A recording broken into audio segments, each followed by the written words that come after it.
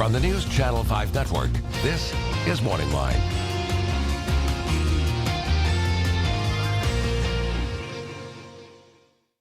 Good morning, everyone. Thanks for joining us on MorningLine. Nick Barris here on a Tuesday. And listen, I'll tell you, the bottom line right now is we're getting into the holiday season. Of course, we got Thanksgiving behind us.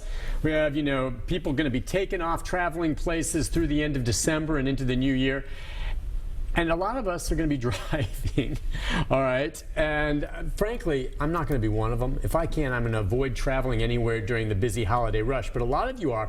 And this time of year, more than any, I think it's important to talk about highway safety, travel safety, road safety.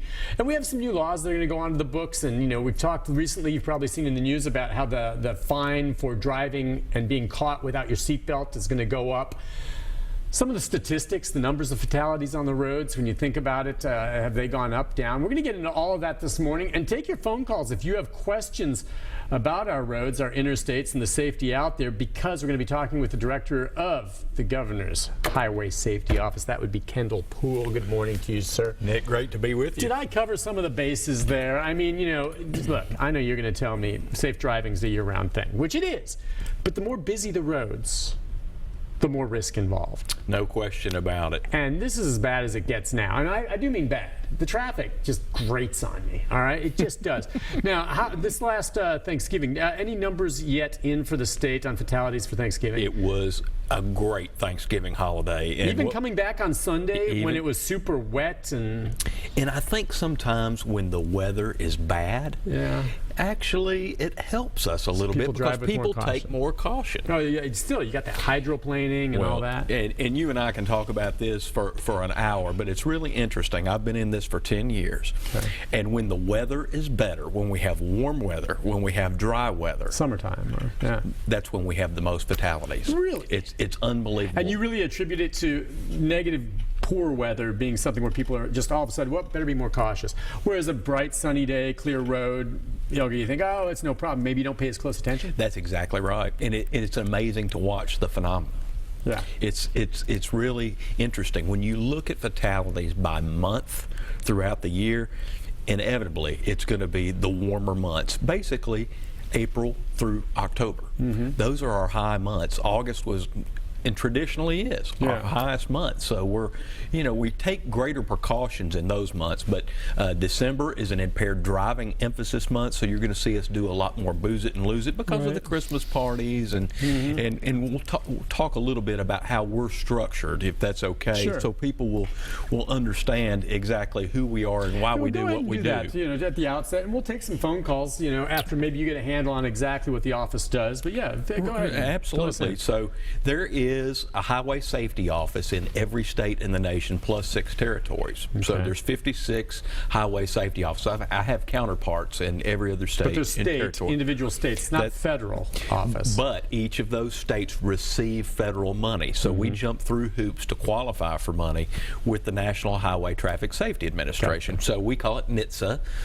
You would know it, and the viewers would know it from car commercials, where they see a car commercial and it says, this car has a 5-star crash rating. Yeah. NHTSA gives them their crash rating. Okay. But for our purposes, they're our funding source. So we jump through hoops to qualify for federal money. So even though we're a state agency, we receive all federal dollars. Makes sense. Does that mean you primarily focus on the interstate system? Again, which is federal, the interstates that cut through. I'm talking about 40, 65, 24.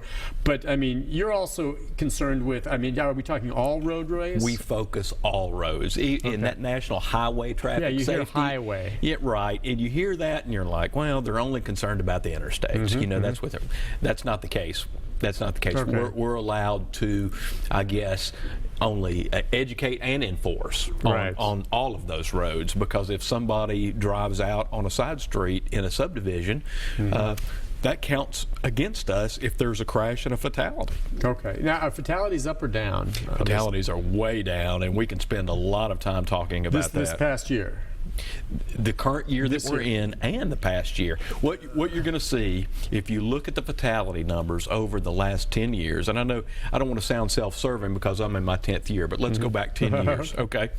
That's a good cross-section to look at. Okay. Fair enough. So the year prior to me coming in as director, we had 1,334 fatalities in the state of Tennessee, and we were averaging right at 1,300 fatalities per year.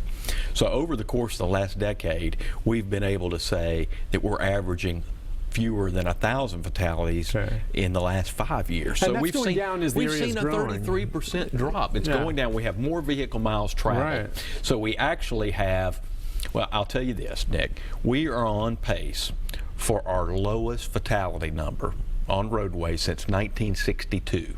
Okay. So that's 53 years. Now, you think about how many cars were on the road in 1962. Yeah, it's so many more now. And So now we've got 8 to 10 times more cars out there on the road.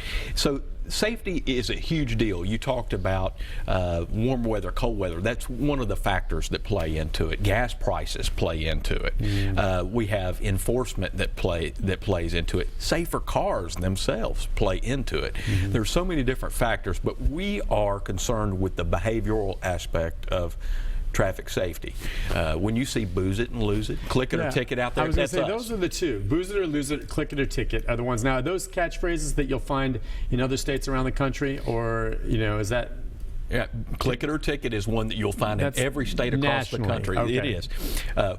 The actual tagline that's used on a national level right now is drive sober, get pulled over. Okay. We already had so much invested in booze it and lose it that we chose and were allowed to keep that. Yeah. So we continue to use booze it and lose it. Yeah. And so everything that you see on impaired driving, which continues to be nearly a third of our traffic fatalities, you're going to see a lot of that.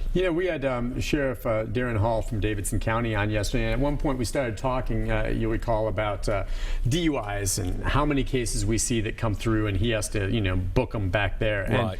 And it was interesting. He talked about, the fact that, the vast majority of the DUIs, again, are not someone that just truly, for the first time, had a little too much at the Christmas party and got nailed. Bad luck for them, good luck that they got them off the road, but it's rare. He said, most of the time when you nail someone for DUI, it's like they've driven drunk 100 times before and gotten away with it.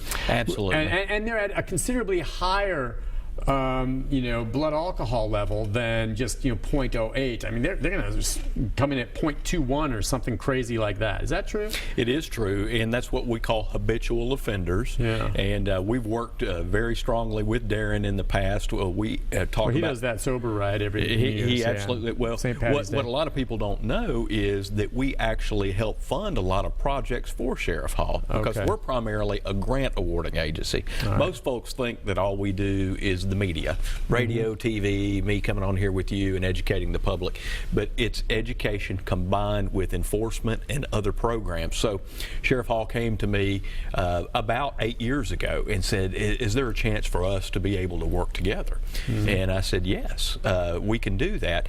They were having a problem at the time with night court. It would back up. Metro officers would be out on the streets doing their DUI overtime enforcement with our dollars. Again, we're a grant awarding agency, so we'll use Metro as an example. Metro gets over $500,000 from the Governor's Highway Safety Office every year for DUI overtime enforcement. Okay. So we're primarily a grant awarding agency. So these guys who were out working DUI overtime would get a DUI, and then they'd go sit in night court the rest of the night because they couldn't adjudicate it that quickly. Right. So Sheriff Hall had a great idea and worked together with the chief of police at that time. And they came up with a strategy where they would have a mobile booking station. Yeah, and I don't know if we've all done stories on that. Right. So we funded the first mobile booking station here with Sheriff Hall to do that. And what that does is it allows the officers to stay on the street. It maximizes their time where you don't have a DUI and then you go in and sit in night court the rest of the night. Because you want them out patrolling the roads. Well, and we're maximizing the use of our grant money. Now, you'll give grant money to state counties across. Davidson's a big, I assume you probably give quite a bit of money to Shelby and maybe Knox County, some of the bigger cities, but then even some of the more rural areas? People would be amazed. 95 counties in the state of Tennessee. We have over 400 grants across the state. We have 200 of those grants that are actually $5,000 grants. They go, if you have a certified law enforcement agency, what we call post-certified, the Peace Officer Standards training. If they're certified, they're eligible to receive grant dollars from us, and they can use that for overtime, for equipment. But we don't just hand out the money and say, hey, go have fun. It's monitored by our office. The majority of the employees in the Governor's Highway Safety Office are what we call program managers. Right. And they work with our grantees and our partners like Sheriff Hall here locally, or any law enforcement agency or educational institution, nonprofit across the state, to make sure that they're spending their money wisely and effectively that jives with federal standards that we have to meet with that money. Gotcha. All right, listen, we talked about the money. We'll talk about more of the programs and, you know, the whole texting issue. Absolutely. And how you deal with that. And then what's the most effective way to, you know, connect, especially with the young people? You know, we hear those catchphrases. Yeah. Sometimes they become, you know, after a while, so cliche among us. You hear them and, you know, you got to make sure that message sinks in because they're all good messages. But how do you get to young people? We'll take a break. The number 737-7587. If you want to jump in a question just about the money, how it's being spent, any suggestions you think, your observations when you're out there on the road. We'll take a break and be back with more right after this.